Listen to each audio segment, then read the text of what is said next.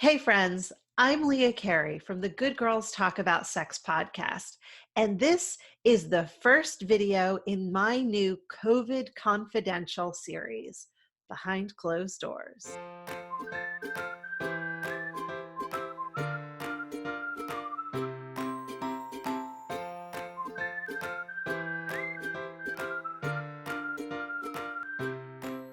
Each week on the podcast, I talk to women about what's going on behind the closed doors of their relationship.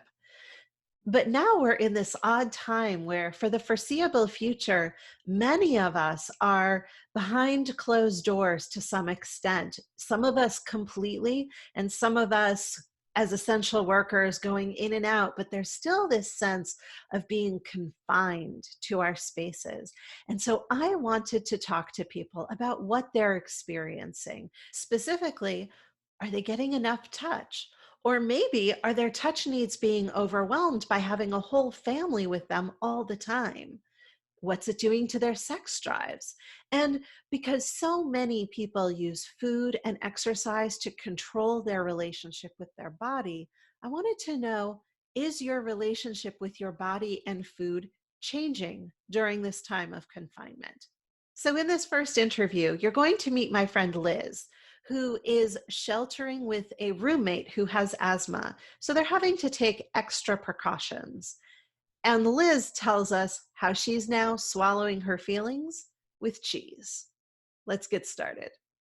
Let's start with sort of what is your quarantine landscape? Meaning, where are you? Who are you staying with, if anyone? And are you getting any touch at all during this quarantine? I live with a roommate, female hetero roommate. She is asthmatic. So during this quarantine time, she is also protecting her own health by staying 6 feet. And I mean, we're going to be closer than 6 feet to each other as we move around the apartment. So there's no friendly cuddling on the couch just to nope. have a warm body.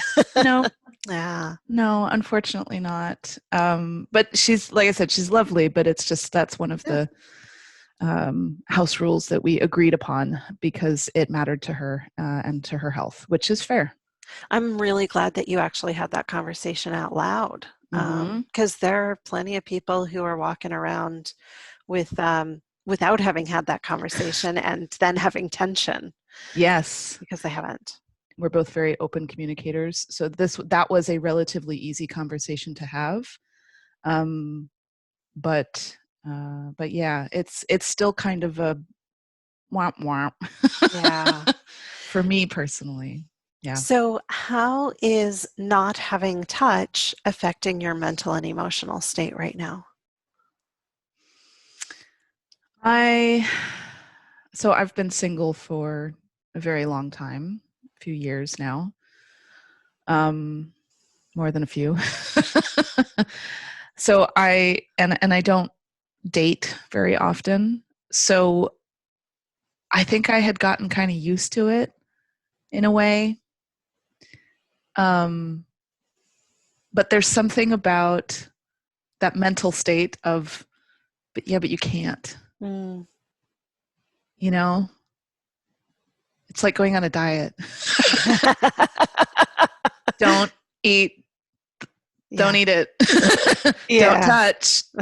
I want to touch it. So it's that, I think that urge, it's like it's suddenly a craving, right? And not that I didn't have those cravings before, but I could be with my friends. I could hug my friends. I got massages regularly. So there was always an outlet.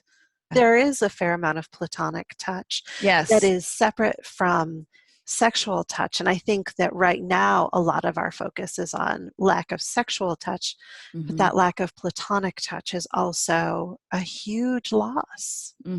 I think that's the part that really gets me. Not every day, not all day, but like there'll be really specific moments where I feel that urge very strongly. And I really, really, really just want to lay my head on someone's lap while we're watching TV. I mean, there's something really simple about that type of touch that makes me feel seen and safe, and it's something that I can't have right now.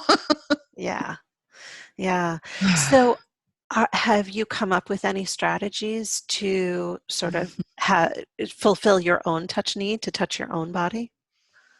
A couple.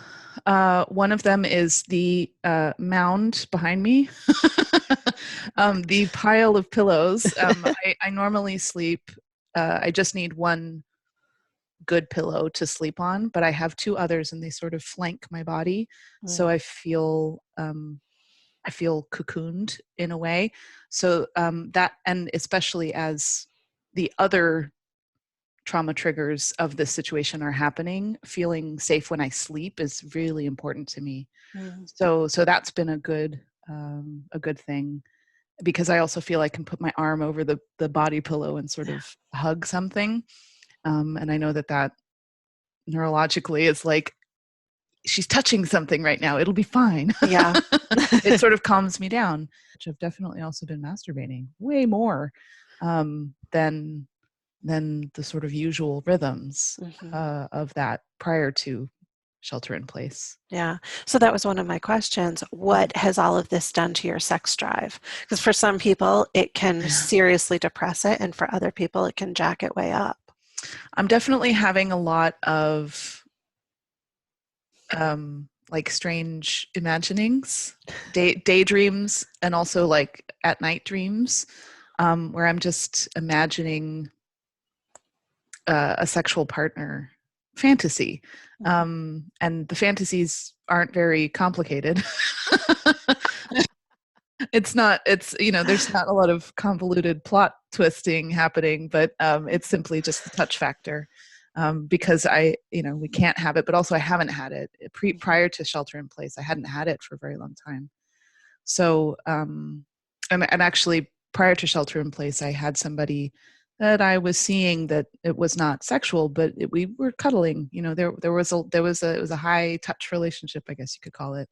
And I can't have that now either. So it's there is definitely my brain is thinking about it a lot. But I haven't necessarily been having the urge to like have a strong orgasm. So it's sort of like a milder sex drive. I don't know how else to say that. Yeah. Like you need the touch, not necessarily the release at the end of it. Just need the touch. Yes. Yeah, I think it's that release part. It's not as strong of a drive right now, but it's that I want to feel that safety of cuddling and that closeness, but also the intimacy of that. Let's shift focus a little bit and talk about food. What is your relationship with food during quarantine? It's not very vegetable heavy.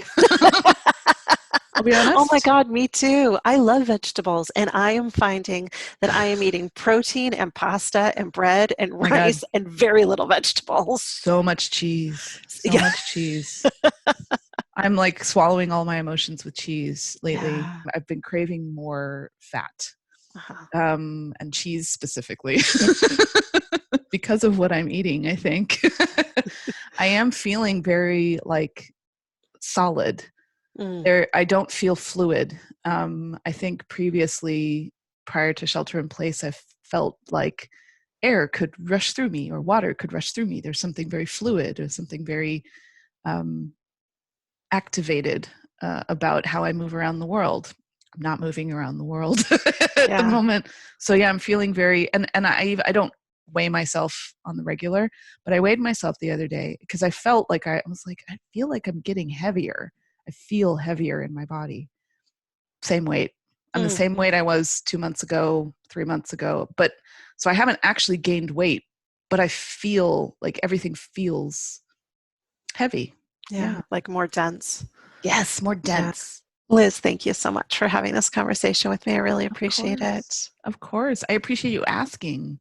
Yes, I could have this conversation with my friends, but because of who you are and because of how you look at these type of situations, I feel like this is a much more safe space to talk about this stuff. If this video has been helpful for you, hit the thumbs up, subscribe to the channel, and leave a comment about how you're handling the quarantine.